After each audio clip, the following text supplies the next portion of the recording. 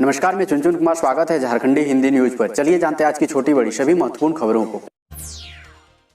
देश में कोविड-19 की स्थिति पर पीएम मोदी ने ली मीटिंग। शाह और राजनाथ भी रहे मौजूद। प्रधानमंत्री नरेंद्र मोदी ने गुरुवार को देश में कोविड-19 संबंधित स्थिति की समीक्षा की। उन्हें विभिन्न राज्यों और जिलों में कोरोना के प्रकोप पर विस्तृत जानकारी दी गई। इस दौरान उन्हें उन 12 राज्यों के बारे में बताया गया जहां कोरोना के 1 लाख से अधिक सक्रिय मामले हैं। पीएम को राज्यों द्वारा स्वास्थ्य सुविधाओं के बुनियादी ढांचे के बारे में भी जानकारी दी गई। बैठक में राजनाथ सिंह, अमित शाह, निर्मला सीतारमण, डॉक्टर हर्षवर्धन, पीयूष गोयल, मनसुख मांडविया, अन्य मंत्री और शीर्ष अधिकारी उपस्थित थे। इस दौरान उन्होंने राज्यवार, जिलावार स्थिति का जायजा लिया। पीएम मोदी ने निर्देश दिया है कि स्वास्थ्य ढांचे को दुरुस्त करने में राज्यों को सहयोग, मार्गदर्शन दिया जाना चाहिए।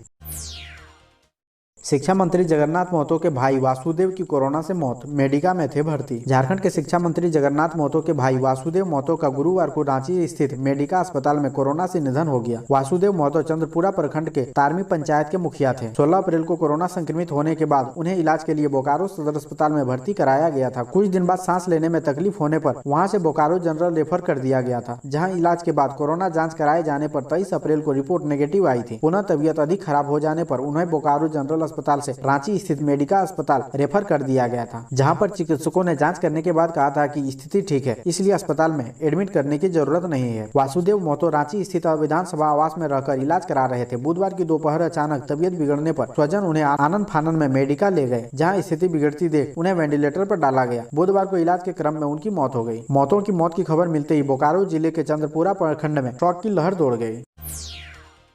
बोकारो में बढ़ रहा कोरोना का संक्रमण, बीएसएल सेल में बढ़ेगी गैसियस ऑक्सीजन युक्त बेडों की संख्या, डॉक्टर और नर्सों की होगी बहाली। कोरोना मरीजों की बढ़ती संख्या को देखते हुए कोरोना के उपचार के लिए गैसियस ऑक्सीजन की सुविधा से लैस बिस्तरों की संख्या बीएसएल सेल में बढ़ेगी। इसके लिए बीएसएल सेल में डॉक्टर और नर्सों की बहाली होगी। भारत सरकार के दिशा निर्देश पर सेल के 5 एकीकृत स्टील प्लांट में कोरोना उपचार के लिए गैसियस ऑक्सीजन की सुविधा से लैस 2500 बिस्तरों वाली सुविधा विकसित किए जाने की कड़ी में बोकारो में भी 500 बेड क्षमता का और अस्थायी अस्पताल चरणबद्ध तरीके से बनाए जाने की योजना है।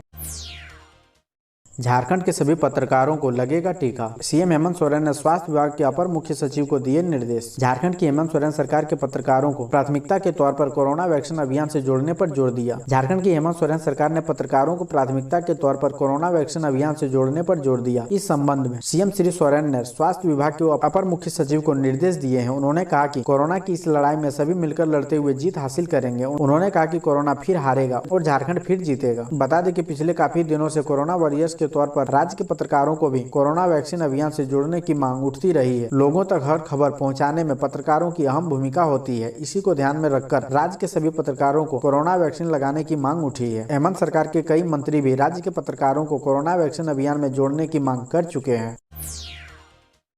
कोरोना वैक्सीन की दूसरी डोज लेने में ना करे कोताही। कोरोना वायरस का संक्रमण तेजी से बढ़ता जा रहा है। ऐसी स्थिति में पुलिसकर्मी को इस वायरस से बचने को लेकर झारखंड पुलिस मुख्यालय गंभीर है। ऐसी स्थिति में पुलिसकर्मियों की इस वायरस से बचाने को लेकर झारखंड पुलिस मुख्यालय गंभीर है। इससे इतर यह सूचना भी है कि पुलिस में कोरोना वैक्सीन के दूसरी डोज के प्रति कम उत्साह दिख रहा है। पुलिस मुख्यालय तक सूचना मिलने के बाद अब वैक्सीनेशन के लिए सभी जिला व इकाइयों को आदेश जारी किया गया है। कहा गया है कि वैक्सीनेशन का दूसरा डोज लेने में कोताही नहीं बरते। समय पर टीके का दूसरा डोज नहीं लेने वालों में पहला डोज कारगर नहीं होगा। इसके लिए सभी जिला व इकाइयों को एक फॉर्म भी भेजा गया है, जिसे भरना अनिवार्य है। इस फॉर्म को भरने से यह पता चल सकेगा कि कितने पुलिसकर्मी पदाधिकारी कोरोना का टीका लिए हैं, कितनों ने पहला डोज लिया लेकिन दूसरा डोज नहीं लिया है। इसके बाद उनसे इसकी वजह पूछी जाएगी।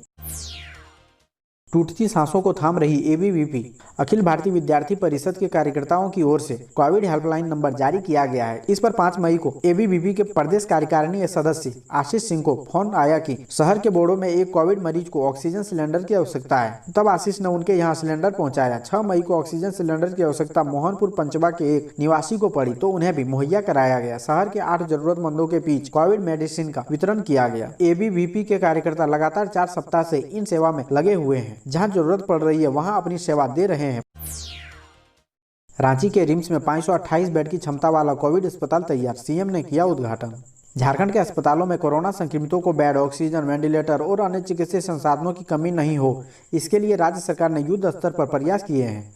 कोरोना की दूसरी लहर में जैसे जैसे चुनौतियां सामने आ रही है, स्वास्थ्य और सुविधाओं को दुरुस्त किया जा रहा है। मुख्यमंत्री हेमंत सोरेन ने गुरुवार को रिम्स में 528 बेडों की क्षमता वाले अस्थायी कोविड अस्पताल का ऑनलाइन उद्घाटन करते हुए ये बातें कही।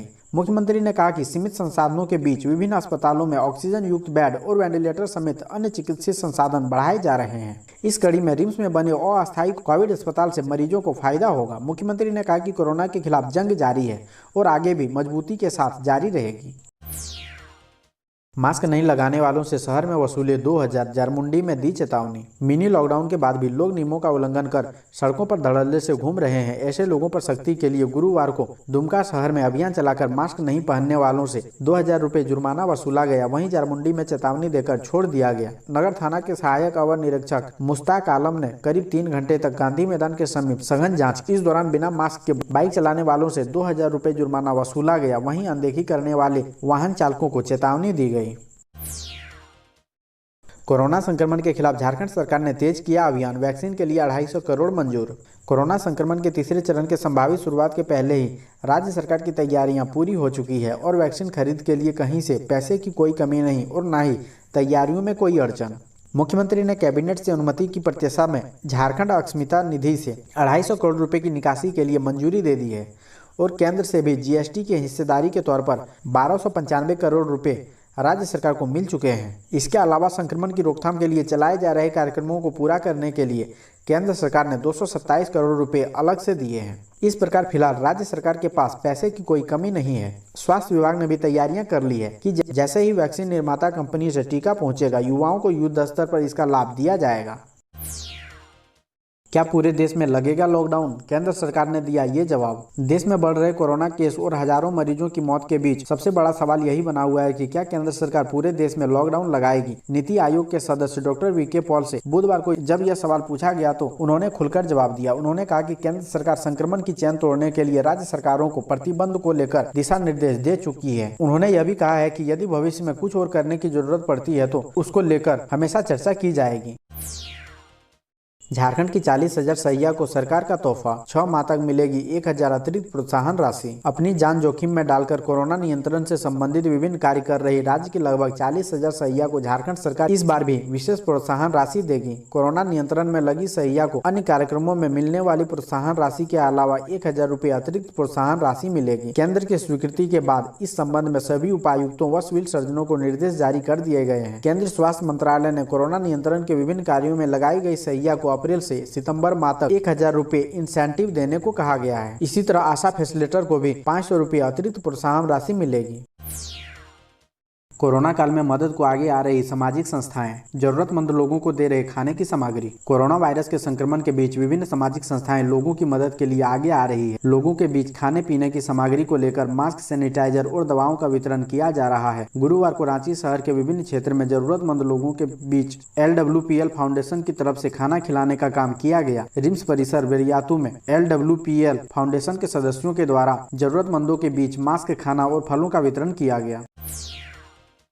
चुनाव ड्यूटी से लौटे CISF के 16 जवान पॉजिटिव, भेजे गए क्वारंटाइन सेंटर। देश के अलग अलग राज्यों में हुए विधानसभा चुनाव के बाद चुनाव ड्यूटी से CISF जवानों के वापस लौटने का क्रम जारी है। इसी कड़ी में BSL बोकारो इकाई पहुंची। कुल 4 कंपनी में लगभग 16 जवान कोरोना संक्रमित पाए गए। इन्हें तुरंत नया मोड़ स्थित ट्रेनिंग हॉस्टल में 14 दिन के लिए क्वारंटाइन कर दिया गया है, जहाँ स्वास्थ्य नियमावली का पालन करते हुए बेहतर खान पान के साथ उन्हें दवा आदि दी जा रही है। इस बीच CISF मुख्यालय ने स्थिति की गंभीरता को देखते हुए अपने पूर्व के क्वारंटाइन संबंधी आदेश में फेरबदल कर दी है। पहले जहां कोई बल सदस्य या अधिकारी किसी दूसरे राज्य से अपने इकाई आते थे तो उन्हें 7 दिन के लिए क्वारंटाइन पर रहना पड़ता था, लेकिन बंगाल में कोरोना के बढ़ते मामलों को देखते हुए CISF पूर्वी खंड रांची के महानिरीक्षक सुधीर सक्सेना ने आदेश जारी कर अब 7 के बजाय 14 दिन तक क्वारंटाइन की अवधि बढ़ा दी है।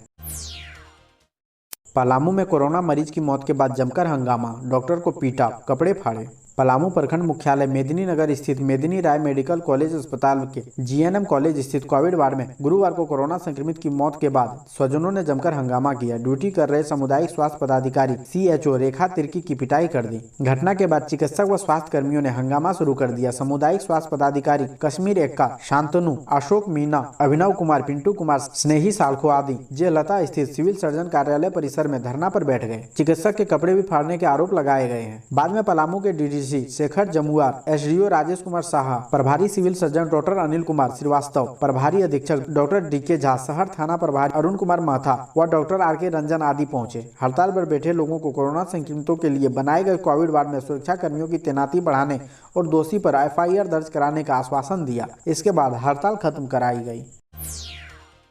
कोडरमा डीसी ने कहा, गलत रिपोर्ट बताकर ड्यूटी से गायब कर्मियों पर होगी कार्रवाई। कोविड संकट से बचाव व नियंत्रण के लिए उपायुक्त रमेश घोलप ने वीडियो कॉन्फ्रेंसिंग के माध्यम से सभी सीओ, बीडीओ, थाना प्रभारी के साथ बैठक कर स्वास्थ्य सुरक्षा सप्ताह के कड़ाई से अनुपालन का निर्देश दिया। महामारी को देखते हुए ज्यादा सचेत और सतर्क रहने को कहा गया। वहीं सरकार के आदेश का उल्लंघन पर सख्ती से निपटने का निर्देश दिया। इस दौरान यदि किसी भी तरह की जुलूस, सभा या धार्मिक सामाजिक कार्यक्रम का आयोजन होता है और स्वास्थ्य सुरक्षा सप्ताह के नियमों की अनदेखी की जाती है तो प्रत्यक्ष या अप्रत्यक्ष दोनों रूप से भागीदार लोगों पर आपदा प्रबंधन एक्ट के नियमानुसार कानूनी कार्रवाई करने को कहा गया है। बैठक में सिविल सर्जन ने बताया कि कोविड ड्यूटी में लगे कुछ कर्मी अपने को गलत रिपोर्ट बताकर ड्यूटी से अनुपस्थित हैं। उपायुक्त ने कहा कि कोविड महामारी के समय इस तरह का कृत्य शर्मनाक है। ड्यूटी में लगे कुछ कर्मी कहीं न कहीं लोगों का जीवन बचाने में लगे हुए हैं और कुछ लोग बहानेबाजी कर रहे हैं। उन्होंने निर्देश दिया है कि अनुपस्थित कर्मी की जांच वहां के प्रभारी चिकित्सा पदाधिकारी करेंगे और उनको प्रमाण पत्र देंगे। यदि किसी ने प्रशासन को गुमराह किया है तो उन पर आपदा प्रबंधन एक्ट के तहत कार्रवाई की जाएगी।